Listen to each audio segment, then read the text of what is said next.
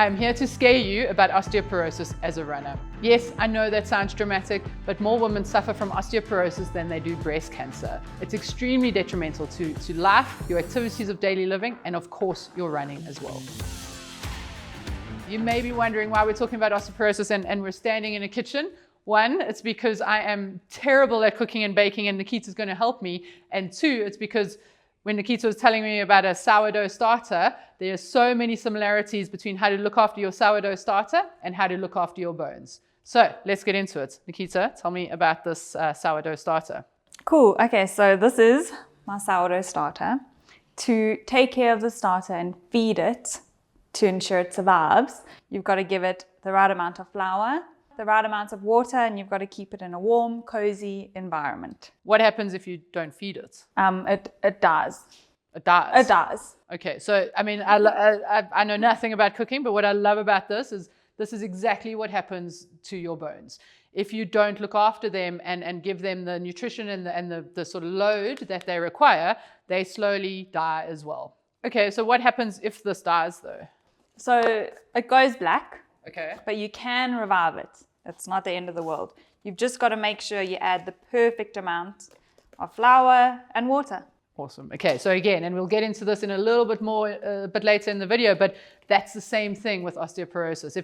If you are starting much later in life with some strength training or looking after your bones aren't going to turn black and just die. You can revive them with a little bit of effort and love as well.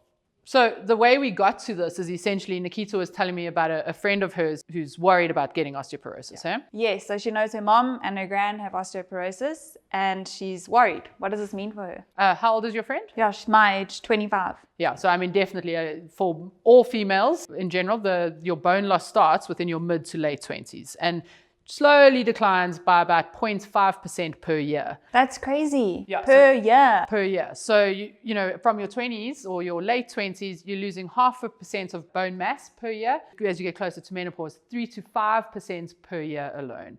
So it really, really is. I know I sounded a bit melodramatic at the beginning, but it really, really is pivotal that you look after your bones early on, all the way through menopause and beyond. Well, Shona, this is my friend, but is it the same for me?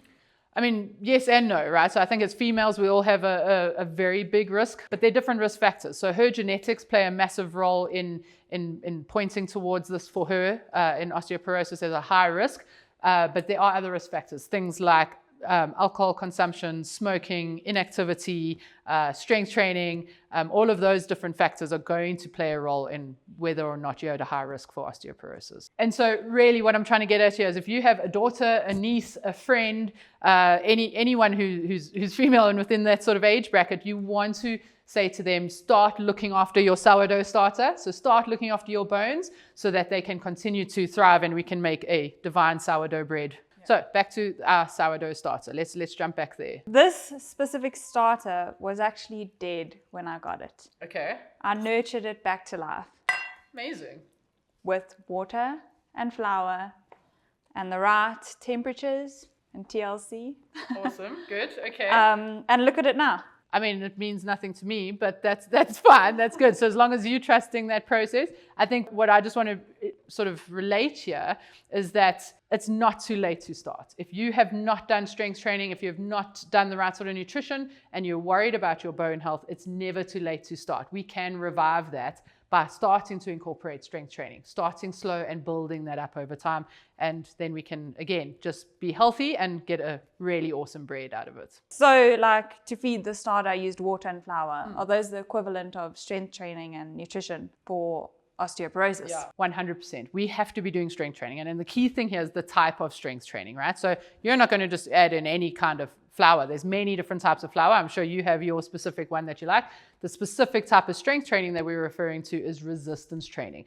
Your bones require a load on them in order to stay healthy. And so by doing a type of resistance training, you're pushing your bones against a form of resistance. That loading is important. And people often say, okay, well, cool, I'm running. I do run. That's awesome. But running's linear, and so it's a right foot, left foot's running forward, and the bones require a bit of a multi-directional force on them in order to survive. So definitely I would almost equate the strength training to the flour, right? And your water going in here to the nutrition. Nutrition is just absolutely vital here as well. So you need both. You can't just put flour in or just water, right? It has to be both. Yeah. So the same thing here. You have to have your strength training, because that is the load on the bones that's going to keep them healthy. And then you have to have the water as well, which is essentially your nutrition.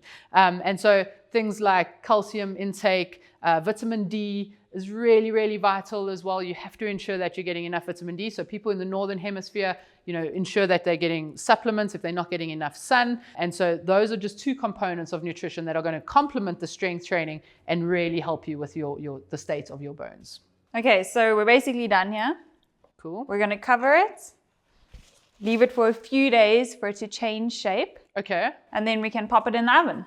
Again, this analogy, I'm loving it. It's exactly how your bones work as well. Your bone is constantly remodeling. With that extra load and with the good nutrition, it's constantly remodeling. And so while we'll never, or perhaps never get it back to that 100% kind of value, the goal here is to just not let it decline so dramatically. So in conclusion here, we've done all the bits we need to for the sourdough bread. I'm not actually certain I really comprehend that completely. I've still got Nikita here, but the same goes for your bones and to help prevent osteoporosis. You have to ensure that you're doing the right kind of strength training. You have to ensure you've got the right nutrition, building that all together, and you're going to have a healthy set of bones starting today.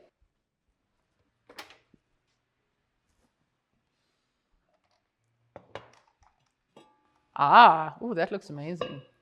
Right, it's one thing knowing what to do, it's a whole other thing implementing it. And this is exactly the same for you and your running. We are hosting a free masterclass. It's called Running Through Menopause. If you want to book your seat there, click on the link on screen now.